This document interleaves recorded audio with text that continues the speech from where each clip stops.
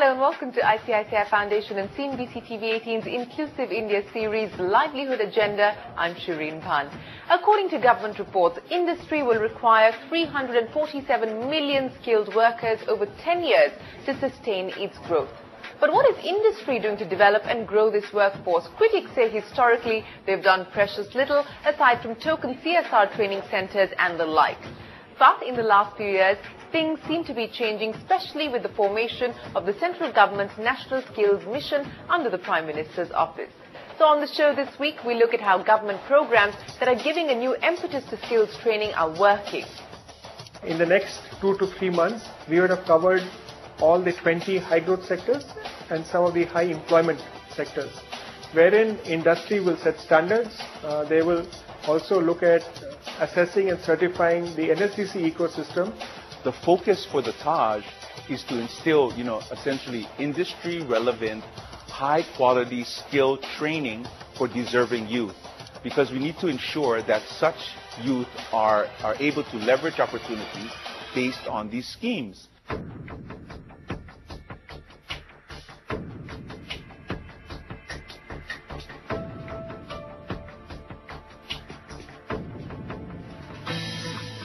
The National Skill Development Corporation, funded by the National Skill Development Fund, was set up in 2009 to bridge the substantial gaps in skilling.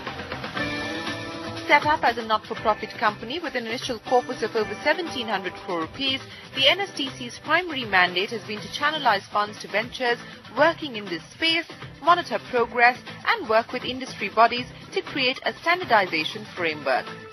All this geared to meet the government's ambitious plan of training 500 million youth by 2022.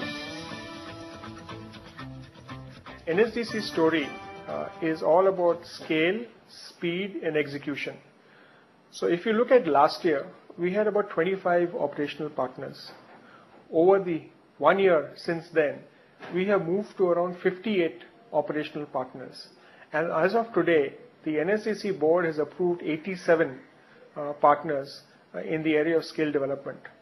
Very interestingly, over the last year, we have been able to break barriers with large corporates. So we have the Kalyani Group partnering us.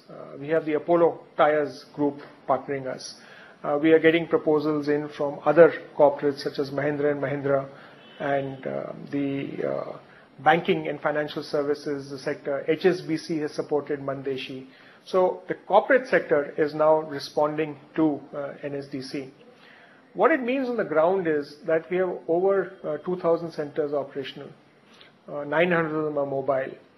And in the last year, if you recall when we last discussed, we were going to train about 120,000 people by March 2012. From April 2012 to March 2013, the NSDC partners have actually trained 400,000 plus people.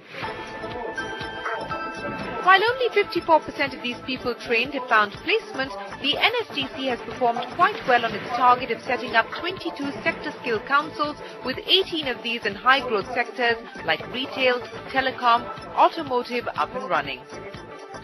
Each sector skill council consists of representation from industry members, government bodies affiliated to that sector, industry associations and training providers. Its primary task is to create a framework for occupational standards, a skill development plan for the sector, accredit training institutions and train the trainers. In the next 2 to 3 months, we would have covered all the 20 high growth sectors and some of the high employment sectors, wherein industry will set standards. They will also look at assessing and certifying the NSDC ecosystem and trainees from any other ecosystem that wishes to use them. They have also identified 130 job roles, which will account for around 65% of the entry-level jobs in those sectors, for which we are actually developing a national occupation standards and a certification system going forward.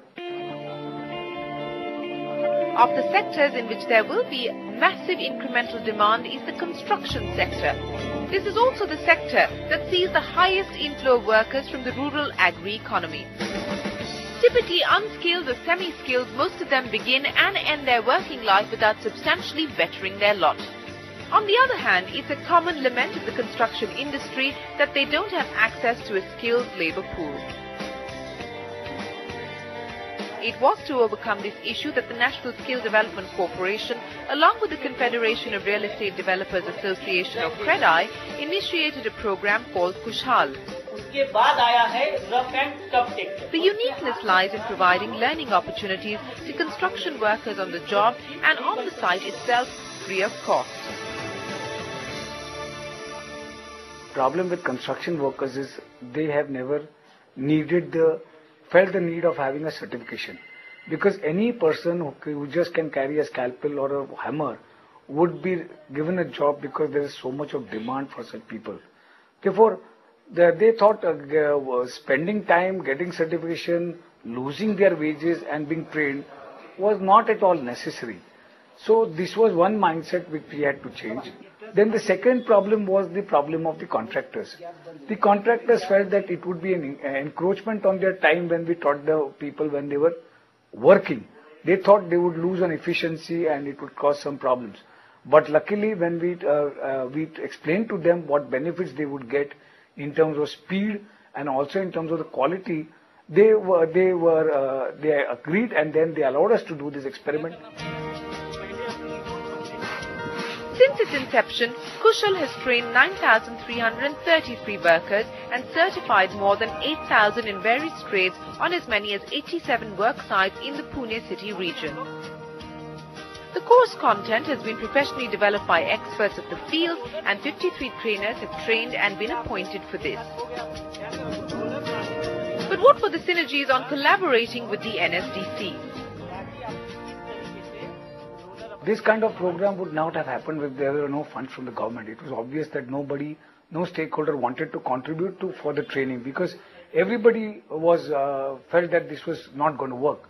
So when we made a proposal to NSDC, they were a little skeptical about this idea, but they showed great faith in the Pune experiment and the Pune people, and they did give us this with some riders that they would release money on achievements of various targets. And funding is indeed a challenge for social enterprises as well as individuals who seek loans to undergo vocational training. In his budget speech earlier this year, Finance Minister P. Chidambaram proposed to allocate 1,000 crore rupees to a scheme called STAR, which aims to reach 10 lakh youth in the first year of its implementation. Under this scheme, each tested and certified trainee will get on an average of 10,000 rupees to cover training costs. And this because the government has realized that while the need for skilling is well accepted, there are few employers that want to bear the cost of training programs. There is a market failure in skill development, and I think it's important to acknowledge that, because employers are not willing to pay for training or candidates, but they're willing to pay for trained candidates. Candidates are not willing to pay for a training, they're willing to pay for a job. Banks or microfinance aren't willing to lend to the candidate unless a job is guaranteed, and training companies are unable to fill up their classrooms. So the innovation lies at the intersection of employment and employability. So while we've had a lot of experimentation over the last few years in skill delivery, we haven't seen much innovation in skill financing. So the fundamental question of who pays is still a question that has to be answered. One experiment that's answering this question is the Gujarat government skill voucher scheme that mobilizes candidates and incentivizes them to undertake training.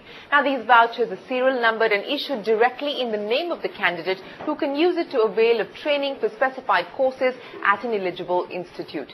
If the candidate passes the assessment exam, then the institute gets paid by the government in lieu of the skill voucher. In case the candidate fails to clear the exam, the money gets refunded to the funding entity.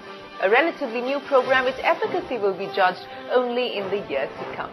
On that note, it is time for us to take a break. On the other side, we look at business cases for corporate sector involvement in skills training. Stay tuned.